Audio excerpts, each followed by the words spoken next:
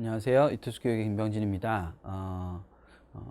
이 기획은 기본적으로 2017학년도 전형계획안이 지금 이제 나와 있는 상태여서 이제 2학년에 3학년에 올라가는 학생들, 그러니까 겨울 방학을 이제 맞이해서 내가 이제 수험생이 되면 뭐 어떤 것들을 준비해야 될까 뭐 이렇게 궁금해하는 학생들이 있을 수 있을 것 같아서 그 학생들한테 이제 전반적으로 2017학년도에 각 대학들이 어떤 식의 모집 기준들을 선정하고 있는지, 그리고 그 전형 방식이 구체적으로 어떤 식으로 되는지를 설명하기 위해서 기획을 한 겁니다. 그런데 지금 이제 2017학년도는 와 관련해서는 모집 요강이 나와 있는 상태가 아니라 전형 계획안만 나와 있는 상태인 거죠. 그래서 이 전형 계획안을 바탕으로 각 대학들이 모집 요강을 짜기는 하지만, 작성하기는 하지만 모집 요강을 작성하는 과정에서 약간의 변동이 생길 수 있기 때문에 이 동영상에 나타나 있는 내용이나 아니면 각 대학의 전형 계획안만을 보시고 지원하시면 안 되고, 이제 2016년 4월 이전에 발표되는 각 대학의 수신 모집 요강을 반드시 확인하신 뒤에 지원을 고려하시고 전략을 짜시는 것이 필요하다라는 안내 말씀 먼저 드리고, 오늘 이제 연세대 이번 편에서는 연세대의 2017학년도 전형 계획안에 대해서 분석을 해드리도록 하겠습니다. 고려대와 연세대를 흔히 이제 많이 이야기를 비교해서 얘기를 할 때, 연세대는 이제 서울대와 고려대가 전형을 이제 조금 더 단순화시키면서 가는, 그럼 서울대는 이미 단순화돼 있고 고려대 같은 경우도 이제 그 전형을 수를 점점 줄여가는, 그래서 아주 단순화되는 경향으로 이렇게 가고 있는 추세인데, 연세대는 비교적 많이 세분화돼 있죠. 특히 이제 특기자전형 같은 경우 굉장히 세분화돼 있기 때문에 조금 복잡하다고 볼 수도 있어요.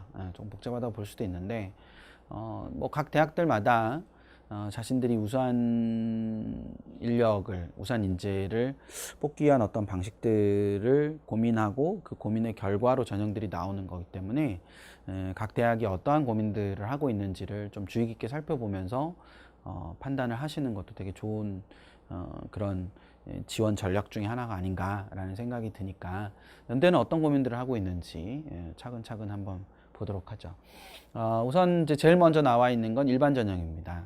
어느 대학이든 수시 일반 전형이라는 전형이 있고, 그 수시 일반 전형이 수시에서 가장 보편적이고 많은 인원을 뽑는 전형이다라고 해석하실 수 있는데, 실제로 연세대 같은 경우는 그 일반 전형이라는 이름이 처음 생겼을 때의 논술이 차지하던 비중, 그러니까 이건 이제 논술 전형이니까 논술이 차지하던 비중과 실제로 지금 현재의 그 일반 전형, 지금 논술 전형이 차지하는 비중이 약간 차이는 있어요. 그러니까 이 다음에서 지금 보시면 아시겠지만 이 특기자 전형의 인원이 897명 정도가 되는 거죠. 2017학년도에. 897명 정도 되는데, 물론 이 특기자 안에는 이제 국제 특기자라는 굉장히 많은 인원이 존재합니다. 실제 여기 보면 434명, 437명이니까 굉장히 많은 인원을 차지하죠.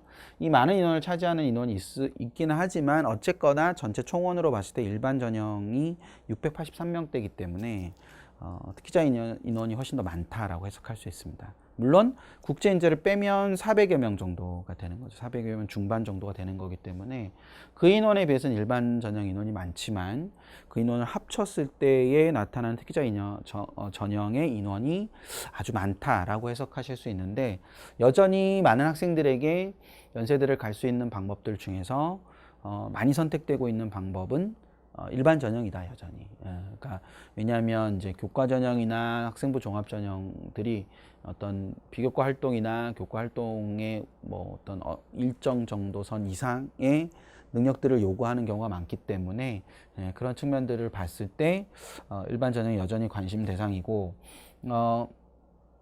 수능 최저학력 기준이 비교적 또 높다는 것이, 그러니까 수능 최저학력 기준이 비교적 높다는 것이 또 일반의 그 교과 활동이나 그러니까 교과 등급이나 비교과 활동이 아주 특이하지 않은 학생들이 연세대를 지원하기 위해서 수시에서 많은 관심을 가질 수밖에 없는 그런 전형이라고 해석을 하실 수 있죠.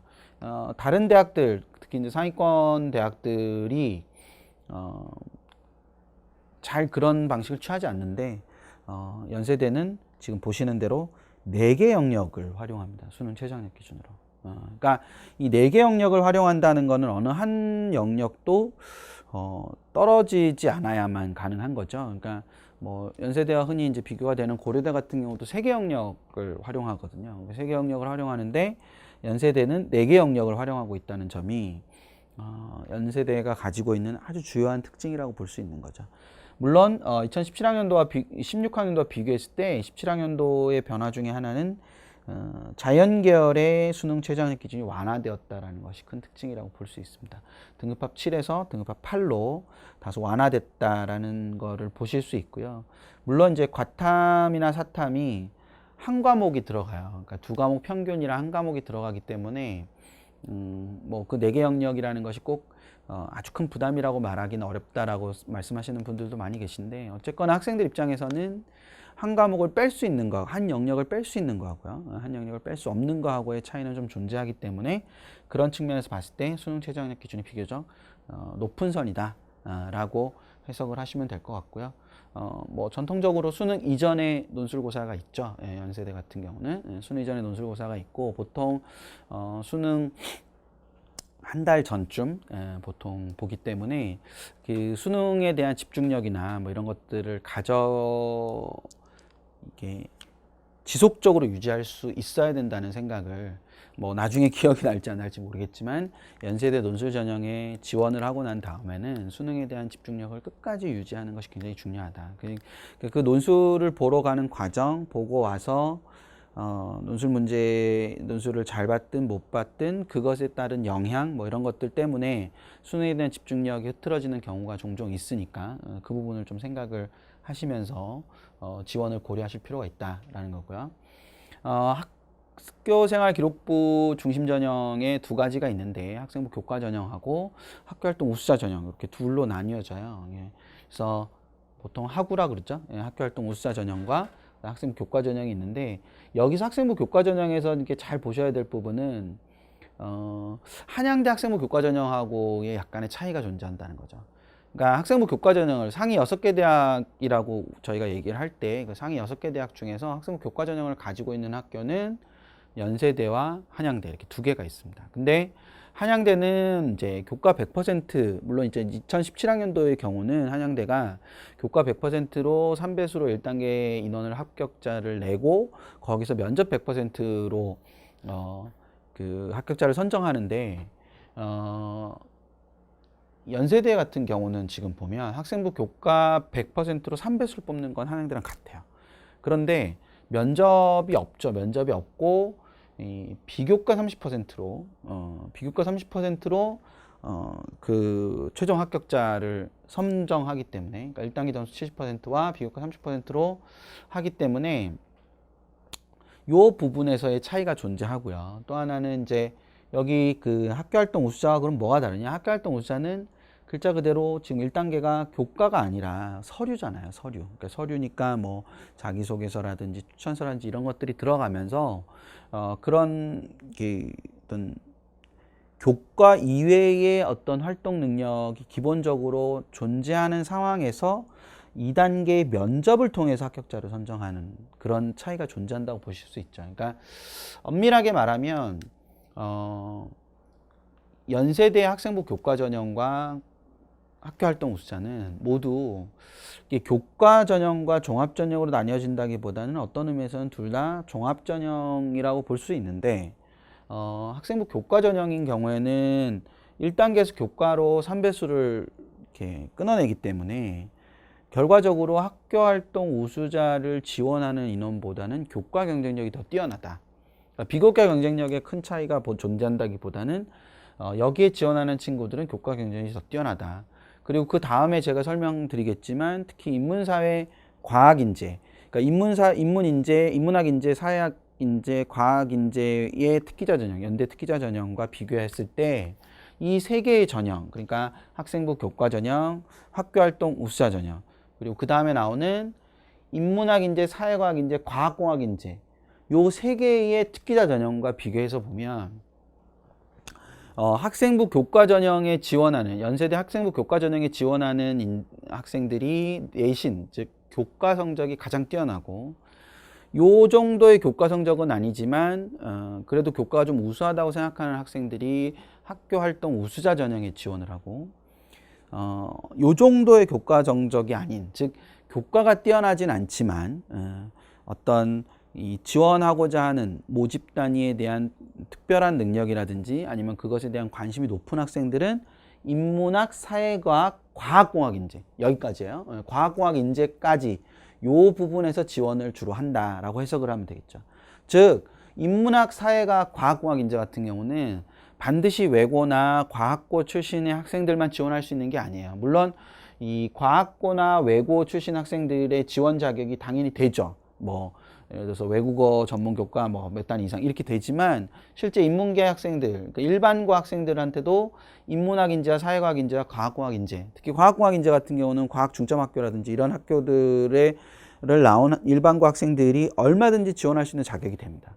실제로 합격생 자체도 적지 않은 비중으로 합격생들이 나오기 때문에 인문학, 사회과학, 과학공학 인재에 관심을 가질 필요가 있는데 요 세 개의 이 전형과 앞에 있는 학교활동 우수자 그리고 그 앞에 있었던 학생 교과 전형의 지원자들이 고민층이 겹칠 수 있는데 그것들을 선택을 할 때 교과 경쟁력이 가장 뛰어난 친구는 학생부 교과 전형으로 그리고 이 교과 경쟁력과 비교과 경쟁이 비슷한 친구들은 학생부 종합 전형으로 반면에 그러니까 학교활동 우수자 전형으로 반면에 비교과 활동이 뛰어나고 교과 전형 경쟁력이 좀 떨어지는 친구들은 여기는 특기자 전형으로 지원을 하는 경향이 있다라는 것을 염두에 두신 상태에서 나의 지원의 어떤 방향이라든지 이런 것들을 생각해 보시는 거는 되게 좋은 의미가 될 거다라는 거. 그래서 그 차이들이 좀 존재한다라는 생각을 해두시면 될 것 같고요. 지금 여기 위에 있는 거에서 밑에서 보시면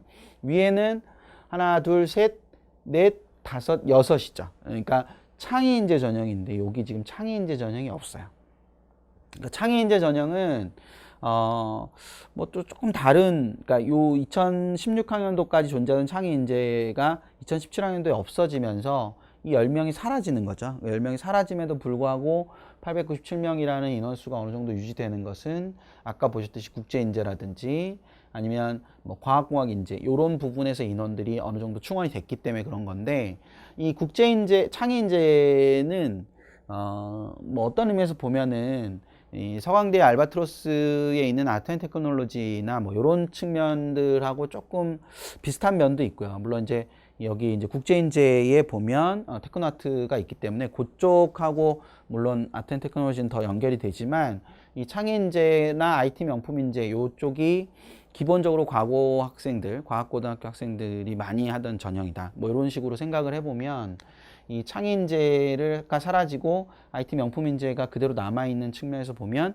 IT 명품인재 쪽으로 조금 더 많이 몰릴 수 있는 뭐 이런 측면들 또 요 창의인재를 뽑던 창의인재를 생각하고 있던 친구들이 과학공학 인재로 좀 넘어갈 수 있는 뭐 이런 변화들이 전체적으로 생각을 해볼 수 있는 거고요. 여기는 일정 배수라는 거는 이렇게 배수를 정하지 않은 거예요. 그러니까 여기 앞단에서 보시면 여기는 학생부 교과 전형은 3배수라고 딱 명기가 돼 있지만 학교활동 우수자와 특기자 전형은 그냥 일정 배수라고 나와 있기 때문에 그 일정 배수라는 측면을 특정하게 딱 배수를 정해놓지 않은 거다라고 해석하시면 될 겁니다. 그리고 또 하나 이제 여기 차이는 학생부 교과 전형과 학교활동 우수자는 모두 최저학력 기준을 가지고 있죠. 예, 그 최저학력 기준을 가지고 있는데 최저학력 기준 자체만 보면 얘는 2개 등급합 4고 얘는 3개 등급합 6이고 얘는 2개 등급합 5고 2개 등급합 5고 얘는 2개 등급합 4니까 최저학력 기준으로만 보면 학교활동 우수자가 조금 더 높다라고 해석하실 수 있는 거죠. 그러니까 이 학생부 교과 전형은 교과가 뛰어나고 최저학력 기준이 약간 떨어지는 반면에 학교활동 우수자는 교과가 조금 떨어지고 최저학력 기준이 높다라고 해석을 하시면 됩니다.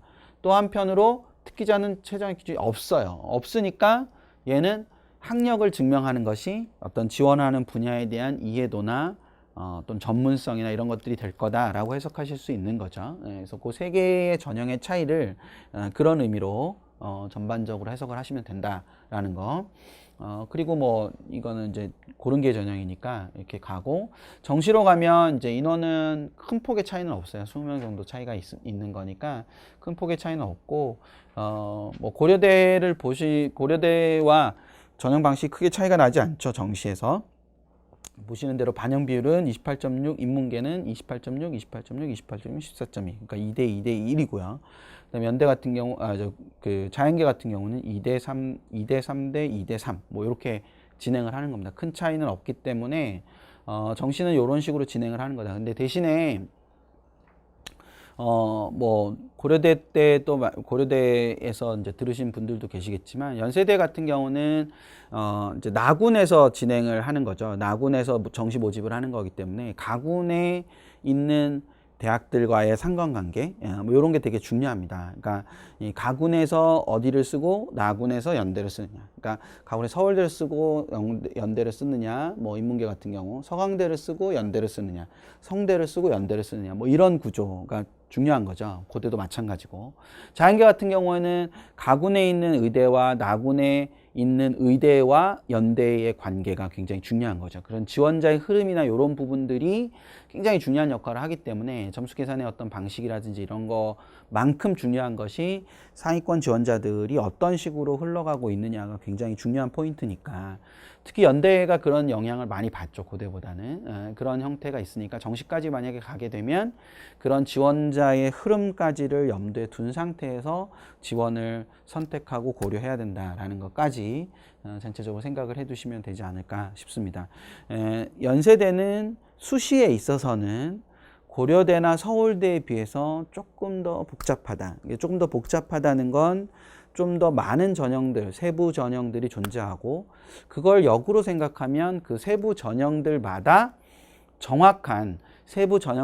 정확한 이 모집 그 전형별 이 특성에 맞는 학생들이 존재한다라는 거죠. 그렇기 때문에 오히려 이제 지원자 입장에서 보면 좀 명확하게, 나는 저긴 안 되고 여긴 안 되고 여기, 뭐 이런 식으로 명확하게 선을 구분 지을 수 있는 거니까 각 전형이 가지고 있는 특징을 명확하게 파악한 상태에서 지원을 고려해야 된다라는 점을 명심하셨으면 좋겠습니다. 예, 연세대는 여기까지 하도록 하겠습니다. 감사합니다.